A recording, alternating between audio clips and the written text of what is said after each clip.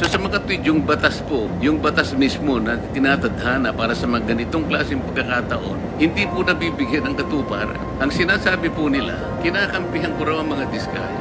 Hindi po, tuntunin natin from the beginning. I am very consistent. Ang batas po ang aking sinusunod, ang tinutuntun ko. Meron po kasing isang taong nagsabi, nag-intriga, nagpalabas ng kung anong klaseng intriga, na ako raw po, umaring hindi ako, isa raw mambabatas ang lumapit sa diskaya, humihingi raw po ng 1 billion pesos. Para po yatang nagkasundo sa 120 billion, a million na lang. Isip-isipin po ninyo, kapatid po yata yun ang ating colleague. So ngayon po, ang dami nagsasabi na baka ako yun.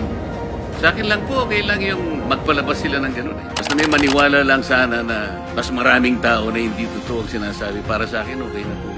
Mr. Diskaya, meron bang pagkakataon ako nagpahaging sa iyo ng kahit ano pa? Your Honor, wala po. Wala po talaga. Saan ang galing yung binanggit ni po Ramon Tulfo na merong isang mambabatas?